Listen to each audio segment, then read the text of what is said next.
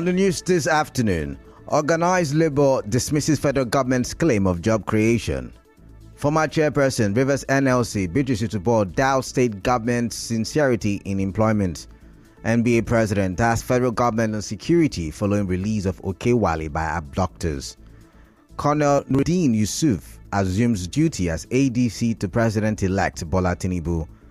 On the foreign scene, South Africa vows to arrest President Vladimir Putin if he attends upcoming BRICS summit. I am Kalada Kurubatbo. Good afternoon. Remember, peace is the path to the prosperity of any nation. Let peace reign.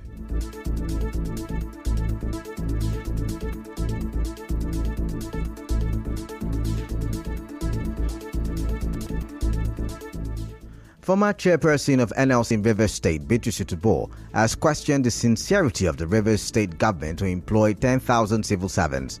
Mrs. Utubo, who was the governorship candidate of the Labour Party, said this while speaking on Nigeria Info's Morning Crossfire. It's another thing to make a policy statement, another thing to actually give the mandate that that policy statement should be implemented. And so if you have made, I want to employ, I want it does not denote that you have started employment. And if you have put in place the Civil Service Commission, you have not given them directives, because everything in government, you must give directives. There are sectors that they used to work. So you cannot just wake up because somebody has said in the air, maybe already interview, television interview, I want to employ, and you go all out and begin to advertise. That's exactly what we are talking about, the sincerity. Even this one that has been pronounced yesterday at the stadium, do they live up to it? Has there been directives? Are they going to implement it? Earlier, Governor Wike, during the Workers' Day rally at the Yakubu Gowon Stadium in Port Harcourt, promised that his administration will employ 10,000 civil servants to help reduce unemployment. The governor was represented by the Secretary to the State Government, Tammy Danagogo. Accordingly, we have improved the ease of doing business, primarily tackled insecurity, and created an enabling fiscal regime for business to thrive in the state. Going around the state, we can see new investments and companies spring up and hire workers due to the friendly fiscal and economic measures we have put in place. Recently, we directed the Civil Service Commission to initiate the employment process of 10,000 workers into the state civil service. Mr. Danagogo said the Rivers State government has since resumed the payment of pensions, gratuities, and death benefits with a monthly release of 1 billion naira. We have also considered our workers' interest in policy actions, programs, and projects. We have since resolved the initial challenges with paying gratuities and death benefits to retirees and other statutory beneficiaries. Gratuity and death benefit payments have since resumed with the monthly disbursement of the sum of 1 billion naira monthly. I assure you that we will clear the state of all these burdens as soon as possible and request workers' unions continued patience and understanding. The theme for this year's Workers' Day celebration was workers' rights and socio-economic justice. Moving on, Assistant Secretary General of the NLC, Onyeka Chris, has dismissed claims by the federal government that it created 119,000 jobs. As you may know, the presidency in its fact sheets claimed that the Buhari administration has created 119,000 jobs since 2015. But speaking on Nigeria Info's Morning Crossfire, Mr. Chris said current data shows that unemployment is worse than what the current administration met in 2015. Unemployment was at 40%, and as we speak today in Nigeria, we know that unemployment is above 40%. That is the truth. That is the reality. And when you segregate, youth unemployment remains at 60-something%, and then you're talking about you created 10,000 jobs. Who gave? Where are those jobs? In railway, where are those jobs that you said you created? It's not the data that matters, but the fact that a lot of Nigerians are unemployed. Mr. Chris also revealed plans by organized labor to ensure the government and employers of labor keep to agreements reached with their workers.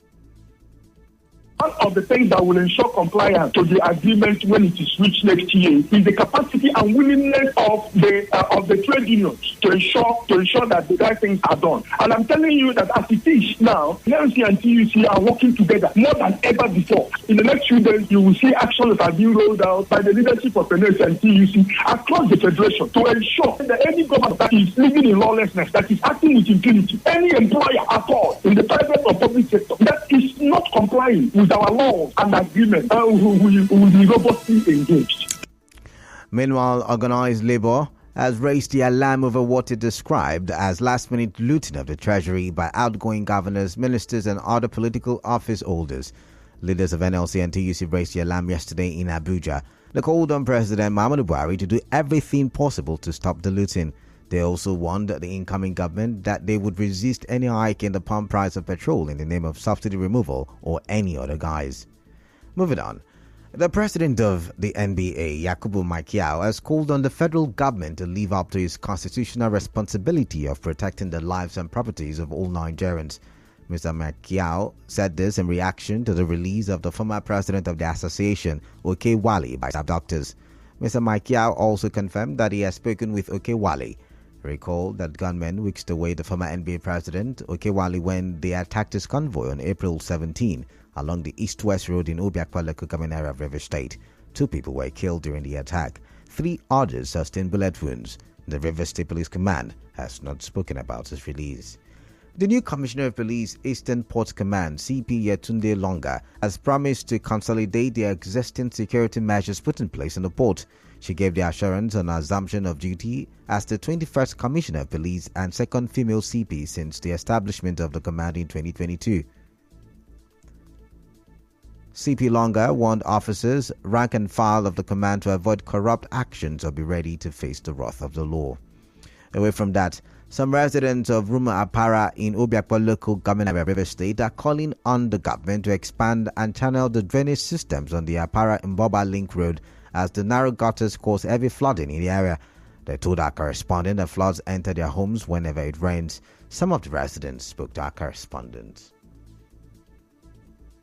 I've been living here in Apara Ring Road for at least 7 years now, and we have been experiencing this flood for that 7 years. In 2017, we have a huge flood here that we even use boat. So we want the state government to at least help us, just to link the drainage somewhere that at least the gutter will be moving free. It's affecting everybody. Even some people living around here, flood will also affect them in their houses. Even the cars, they can't be able to pass. If the rain start now, they can't pass. The cost of this flood, number one, is the gutter. The gutter is not wide enough. 2, building. They build the houses and they also block everywhere. It's very disturbing. Whenever there is rain, here used to be flooded. You can't even locate the gutter and the road. As you may know, Obiakwa local government area was listed as one of the 15 local government areas that will experience high-risk flooding this year in Rivers State. Similarly, some residents of Rumigbo spoke to our correspondent about how lack of drainage cleaning, dumping of refuse on roads during rainfall, and shallow gutters cause flooding on the Impolo-Rumigbo-Obiwale Link Road.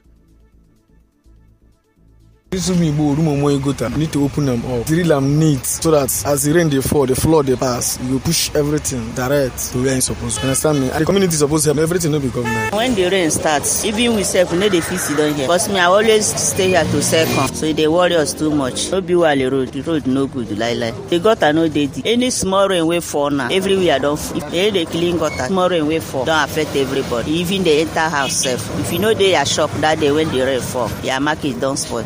This situation is too much here in our area. Is this a throwing of refuge here and there? They're supposed to clear the gutter, but the gutter is too small for this road. I'm pleading that they should come and do it so that the road will be clear. Still ahead, Nigeria records 532 meningitis cases, 124 deaths. Stay tuned. We'll be right back.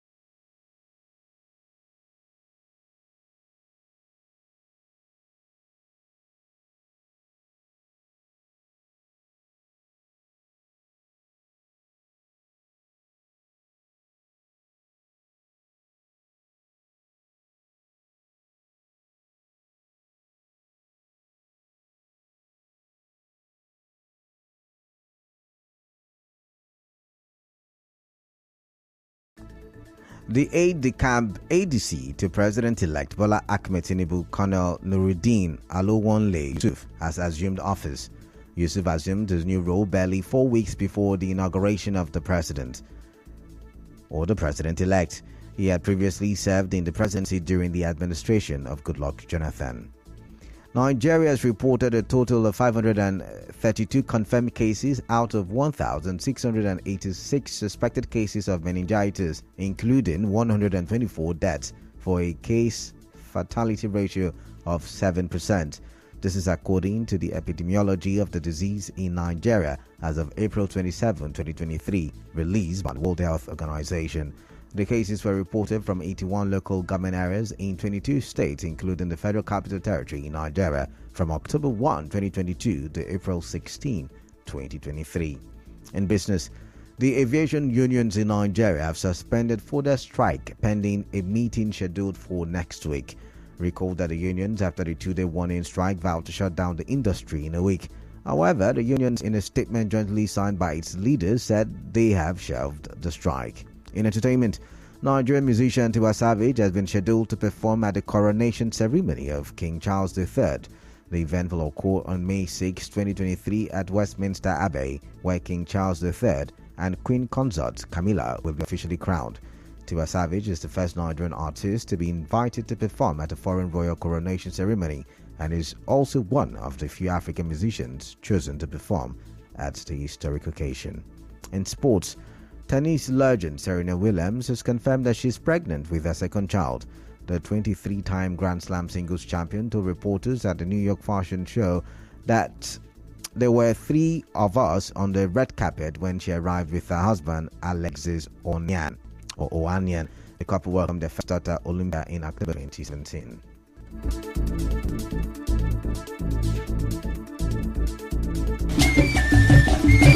Petition Planning Committee on behalf of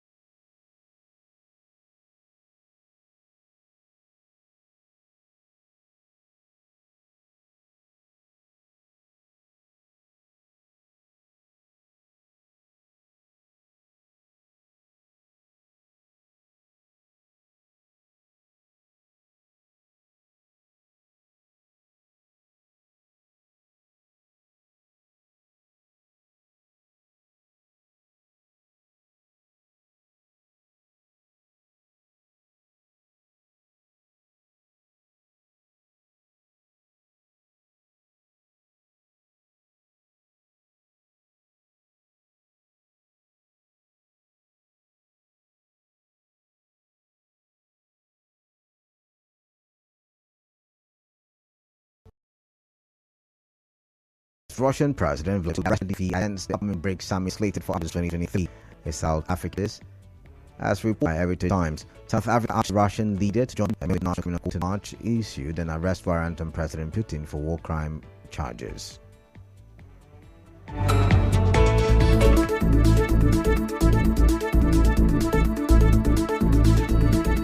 On the news this afternoon, you heard organized labor has dismissed federal government's claim of creating 119,000 jobs. Former chairperson, Rivers NLC Beatrice has noted state government sincerity in employment. NBA president has tasked the federal government with security following the release of a KY's that Colonel Nuruddin Yusuf as duty as the ADC to the president-elect Bola Tinubu. On the foreign scene, South African government has vowed to arrest President Vladimir Putin if he attends the upcoming BRICS summit. The news was edited by Onyekachi Nwosu. Cloudy weather in placards happening. Remember, peace is the path to the prosperity of any nation. Let peace reign. Good afternoon. Sunny Side with Constance Mega is up next.